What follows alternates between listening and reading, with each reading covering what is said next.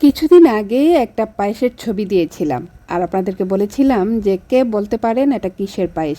ক্লো দিয়েছিলাম অবশ্য যে আমাদের হাতের নাগালে থাকে এমন একটি সবজির পায়েস। আপনারা কিন্তু বলতে পারেননি, অবশ্য আমার দুজন পরিচিত মানুষ কিন্তু উত্তর দিতে পেরেছেন, তাদেরকে অভিনন্দন। আর হ্যাঁ, এখন নিশ্চয়ই আপনারা বুঝতে পারছেন এটা কিসের পায়েস। লাউয়ের পায়েস। অসম্ভব মজার এই পায়েস যারা খেয়েছেন তো তারা জানেন, আর যারা খাননি তারা আজকে পুরো রেসিপিটি দেখে শিখে নেন। আর আপনাদেরকে কিন্তু অবশ্যই বাসায় ট্রাই করে খেতে হবে এই লাউয়ের পায়েস।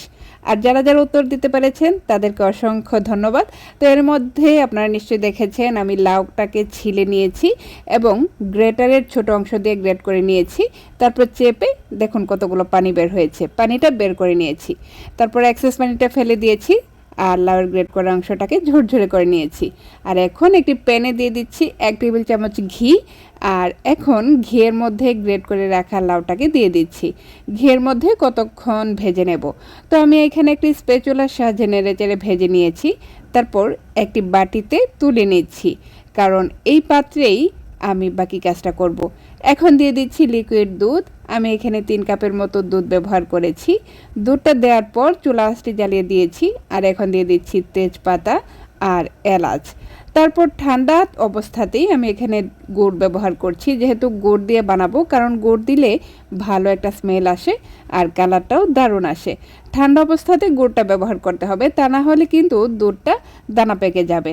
আর হ্যাঁ, আমার দুধটা কিন্তু আগে থেকেই জাল করা ছিল, সেজন্য আমি দুধটা দেওয়ার পর সাথে সাথে গুড়টা মিশিয়ে নিয়েছি। আপনাদের দুধ যদি আগে থেকে জাল করা না থাকে সেক্ষেত্রে কিন্তু জাল দিয়ে ঠান্ডা করে নেবেন। পায়েসটা যখন অর্ধেক হয়ে এসেছিল তখন আমি ড্রাই ফ্রুটস অ্যাড করেছি। আর লাউটা যখন পুরোপুরি সেদ্ধ হয়ে গিয়েছে নামানোর আগে অ্যাড করে দিচ্ছি আগে থেকে ভিজিয়ে রাখা 1 টেবিল চামচ কাস্টার্ড পাউডার। এই ক্ষেত্রে আপনারা চাইলে চালের গুঁড়িও ব্যবহার করতে পারেন। কাস্টার্ড পাউডারটা ব্যবহার করার ফলে পায়েসটা কিন্তু বেশ ঘন হয়ে আসে। আর কাস্টার্ড পাউডার ব্যবহার করার পরে বেশিক্ষণ কিন্তু চুলায় বসিয়ে রাখা যাবে না, মেশানোর পরেই নামিয়ে নিতে হবে। তো আমি নামিয়ে নিলাম এবং একটি সার্ভিং ডিশে সার্ভ করে দিয়েছি। আর এখন ডেকোরেশন করে নিচ্ছি। উপরে কিছু বাদাম কুচি দিয়ে দিচ্ছি। আপনারা আপনাদের পছন্দ মতো ডেকোরেশন করে নেবেন, কারণ আমি প্রতিবারই বলে থাকি যে কোনো খাবার সুন্দর করে পরিবেশন করলে সেই খাবারের প্রতি আগ্রহটা অনেক গুণ বেড়ে যায়। তো আমার ডেকোরেশনটা কেমন হয়েছে সেটা অবশ্যই জানাতে ভুলবেন না। আমার কাছে কিন্তু ভালোই লেগেছে। আর এই ছিল আমার লাউয়ের পায়েসের রেসিপি। তো দেখলেন তো সাধারণ একটা সবজিকে কত সুন্দর অসাধারণ রূপ দেওয়া যায়। আর এরকম অসাধারণ রান্নার স্বাদ পেতে ট্রাইস কুকিং অ্যান্ড ব্লগের পাশেই থাকবেন সব সময়। তাহলে আজ এই পর্যন্তই, দেখা হবে পরবর্তীতে। সেই পর্যন্ত ভালো থাকবেন সবাই। আল্লাহ হাফেজ।